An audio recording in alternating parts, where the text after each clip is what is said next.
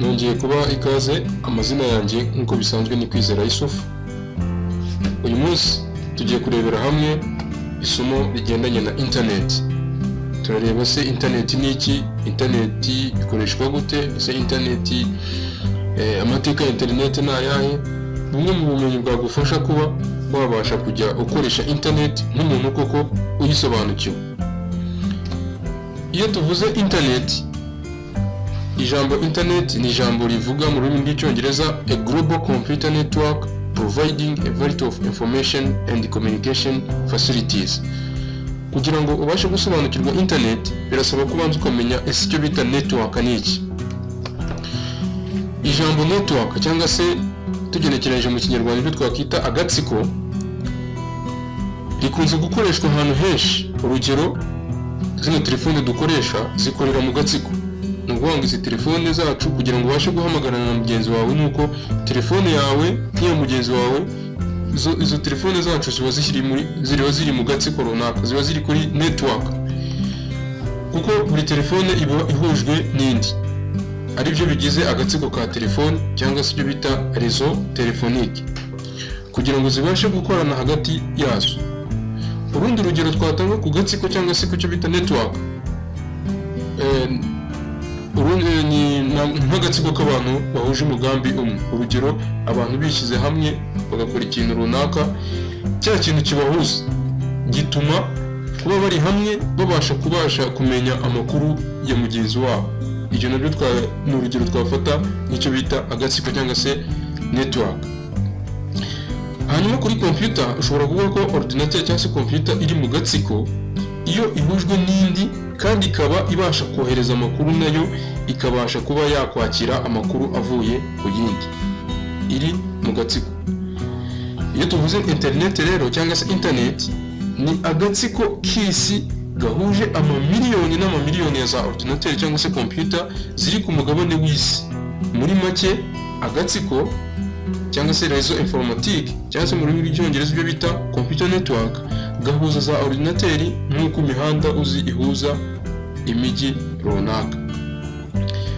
Ijambo internet rero riva ku ijambo internetworks, aribyo bishatse kuvuga hagati y'udutsiko. Ijambo internet ni ihuriro ry'udutsiko twinshi rigizwe n'imashini nyinshi zitandukanye zihujwe n'udutsiko turi ahantu hatandukanye ku mugabane w'isi, dukoreshwa cyane cyane nk'ihuriro ryo kohereza no kwakira ubutumwa. Ngira ngo nk'uko ubibona, twafata urugero nko kuri ino foto uko ubona, iyi niyo twabona ko ari nka global computer network. Ngira ngo uri kubona ko izi computer zose hano dufite zose zihuriye kuri ino global. Ino global iri hano niho izo computer zose ubona zihuriye. Kuba zihuriye hano, ni ukuvuga ngo icyo gihe byoroha kuba ino réseau global iri bubashe guhereza ubutumwa iyi ngiyi, iyi ikabasha kuganira n'iyi, kubera ko byose bihuriye ku ki? Ni ngo bihuriye kuri network imwe. Hanyuma nanone izi computer ziri global ziba nanone zihujwe n'amarezo informatique. Ni ukuvuga ngo nimba iyi computer wenda izi ziri muri aka gace, ushobora tuvuga urugero, izino ziri muri Afurika, izi ziri ku mugabane w'Iburayi, ziri kuri aka gace, ni ukuvuga ngo za computer ziri muri aka gace nazo ziba zifite rezo zizihuza kugira ngo zibe zabasha guhererekanya ubutumwa. Noneho bigatuma na ya rezo global bihuza muri rusange, ubutumwa bubasha koroha kuba wabasha kuganira n'umuntu, abavandimwe bari hirya no hino, ukamenya ibibera hirya no hino ku mugabane w'isi. Kugira ngo imashini zibashe guhererekanya ubutumwa zikoresha ururimi zumvikanyweho rwitwa protocol.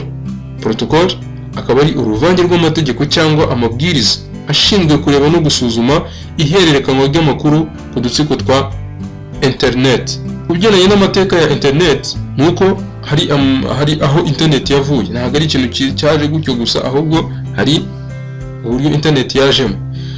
Internet rero yatangiye mu mwaka wa 1960 mu ntambara y'ubutita yahuzaga Leta Zunze Ubumwe za Amerika n'icyahoze ari ubumwe bw'Abasoviyeti.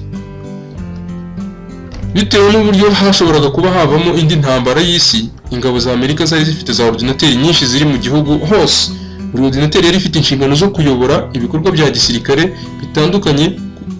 bitandukanye ku rubuga rwayo.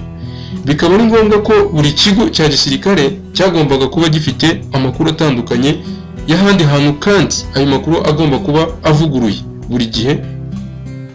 Izo ordinateur zari zifite uburyo buzihuza zibasha kuba zahererekanya amakuru, aribyo byitwa réseau informatique cyangwa se udutsiko cyangwa se ibyo twabonye network. Muri uko kwiga intambara, Minisiteri y'Ingabo za Amerika yikangaga igitero cy'intwaro za kirimbuzi cyashoboraga kugabwa kuri imwe muri réseau informatique cyangwa se ibyo twabonye byitwa computer network, twa dutsiko twa za computer, ku buryo kamwe mu gatsiko karamutse gatewe kakangirika byari gutuma n'utundi dutsiko tuyishamikiyeho twose twari gutuma twangirika. Minisiteri y'Ingabo za Amerika yashinze ikigo cy'ubushakashatsi gishinzwe kurebera ukuntu mu gihe habaye igitero kuri imwe muri utwo dutsiko, utundi dutsiko tuyishamikiyeho cyangwa dukorana nayo, ukuntu twashobora gukomeza gukora. Iki kigo gishinzwe ubushakashatsi buhanitse cya Minisiteri y'Ingabo za Amerika cyashyizeho umushinga witwa ARPA cyangwa se US Defense Department Advanced Research Project Agency. Uyu mushinga ukaba wari ugamije gushyiraho ingamba z'ukuntu za ordinateur ziri mu dutsiko zishobora gukomeza guhererekanya ubutumwa nubwo imwe muri zo yaterwa ikangirika, kandi bakanonosora ukuntu ibigo byose by'ingabo za Amerika bishobora guhererekanya ubutumwa neza mu mutekano kandi mu gihe gito, no kureba ukuntu ubwo butumwa bushobora koherezwa buciye mu nzira zitandukanye ziri ku murongo w'udutsiko twayo hakoreshejwe ya mabwiriza twabonye yitwa protocol, ariyo yitwa TCP and IP. Iryo koranabuhanga rikoreshejwe niryo ryaje kuvamo gukora agatsiko kitwa TCP and IP. Hanyuma guhera mu ntangiriro ya za 80 niho ubwo buryo bwashyizweho na kiriya kigo cy'ubushakashatsi bwaretse kuba umwihariko w'ingabo, noneho ubusanzwe nyine twabonye ko byatangiye mu nzego za gisirikare, hanyuma hinjiramo na za kaminuza n'ibigo by'ubushakashatsi nka za NSA. Muri za kaminuza iryo tumanaho ryarakoreshejwe cyane mu guhererekanya ubutumwa hagati ya za kaminuza, abanyeshuri, abashakashatsi. Mu bigo by'ubushakashatsi byafashije cyane abashakashatsi mu guhererekanya cyangwa kumenyekanisha ibyo bamaze kugeraho.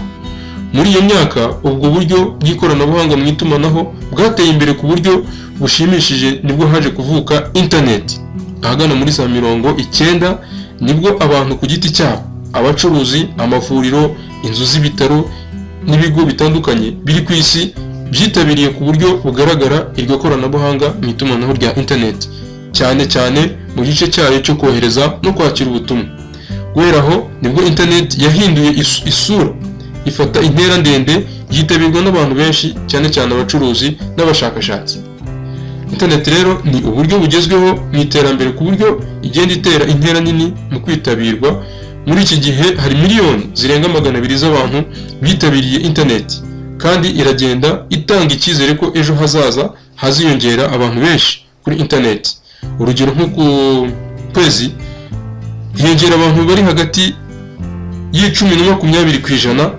Byumvikana rero ko internet ari uburyo bugezweho mu itumanaho n'ikoranabuhanga, kandi internet ikaba ihuza udutsiko turenga 50,000 ku isi yose, kandi buri gatsiko ubwako karigenga. Internet ibasha kandi guhuza abantu benshi batandukanye bari ku isi yose. Ngira ngo nk'uko tubibonye mu bisobanuro, internet ni uburyo bwiza, ngira ngo nawe ubasha kuyikoresha ubona ko ari uburyo igufasha kubasha kukorohereza mu mirimo yawe yose ya buri munsi. Ubutaha tuzarebera hamwe noneho ibigendanye na benefits of the internet. Izo benefits, uburyo ushobora gukoresha internet ikaba yakugirira akamaro mu buzima bwawe bwose bwa buri munsi. Nakushishikariza kurushaho gukomeza gukora subscribe kugira ngo urusheho gukomeza gukurikirana amasomo umunsi ku wundi.